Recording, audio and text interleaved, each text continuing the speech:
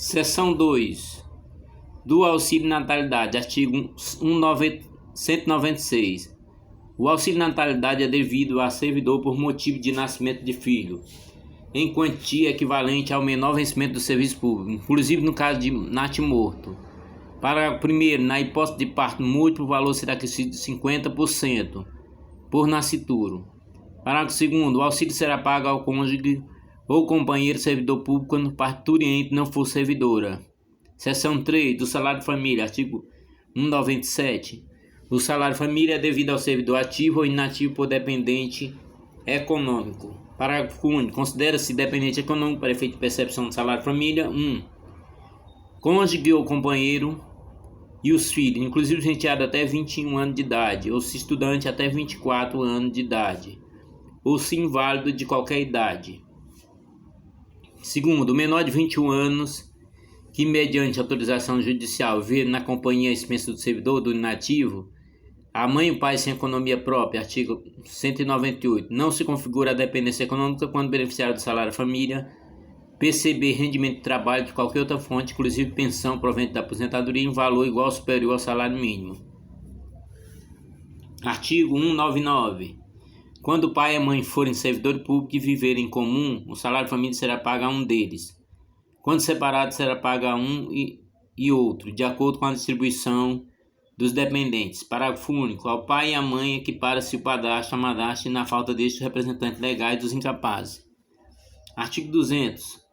O salário família não estará sujeito a qualquer tributo, nem servirá de base para qualquer contribuição, inclusive para a Previdência Social. Artigo 201. O afastamento do cargo efetivo sem remuneração não acarreta a suspensão do pagamento do salário família. Seção 4. Da licença para tratamento de saúde. Artigo 202. Será concedida ao servidor licença para tratamento de saúde, a pedido ou de ofício, com base em perícia médica, sem prejuízo da remuneração a que fizer jus. Artigo 203. A licença de que trata o artigo 202 dessa lei será concedida com base em perícia oficial. Parágrafo 1º. Sempre que necessária, a inspeção médica será realizada na residência do servidor ou no estabelecimento hospitalar onde se encontra internado. Parágrafo 2º.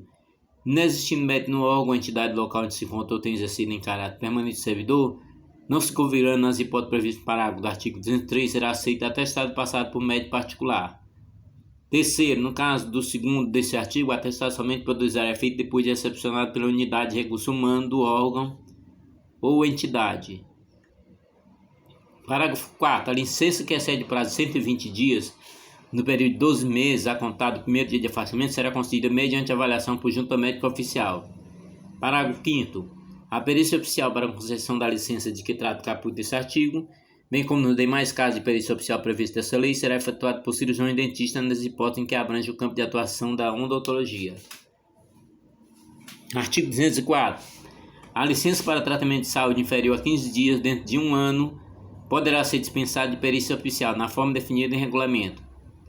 Artigo 205. O atestado e laudo de junta médica não se referirão ao nome ou natureza da doença, salvo quando se trata de lesões produzidas por acidente em serviço, doença profissional ou qualquer da doença especificada no artigo 186 do primeiro artigo 206.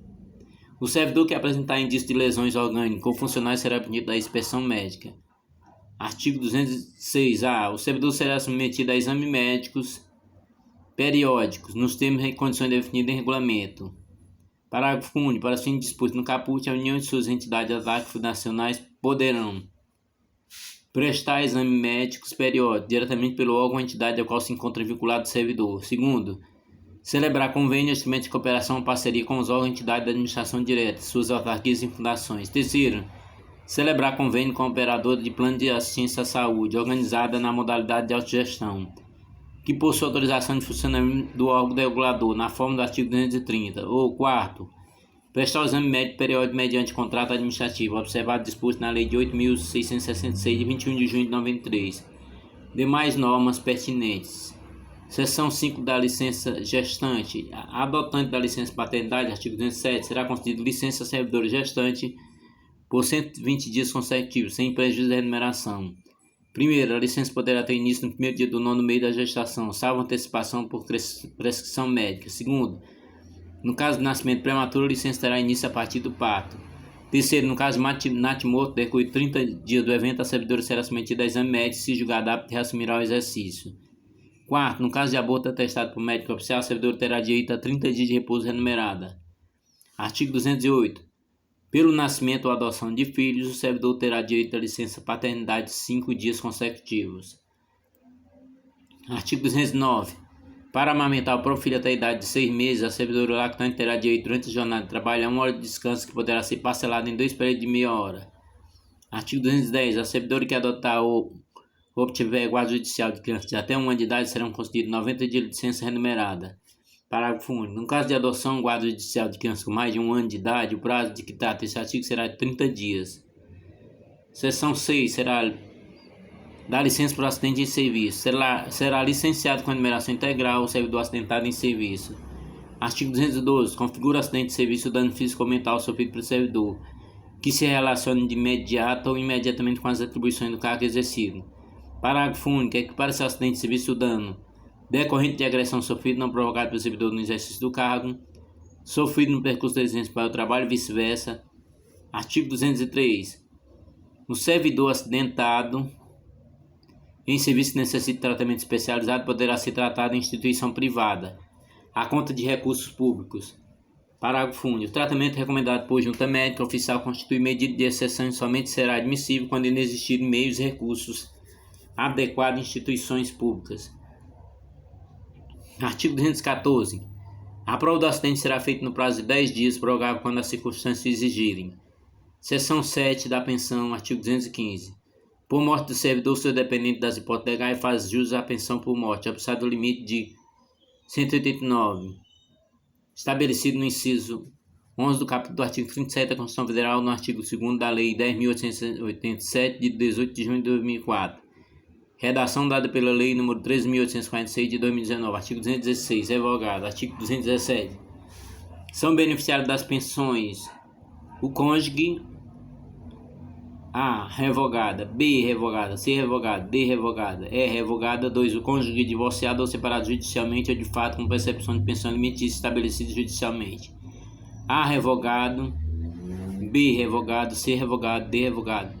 Terceiro, companheiro ou companheira que comprova união estável com a entidade familiar. 4. Filho de qualquer condição que atenda aos seguintes requisitos: seja menor de 21 anos, seja inválido, vide Lei 3.135 de 2015. D. Tem deficiência intelectual mental. Redação dada pela Lei 3.846 de 2019. 5. A mãe e o pai que comprovam dependência econômica do servidor.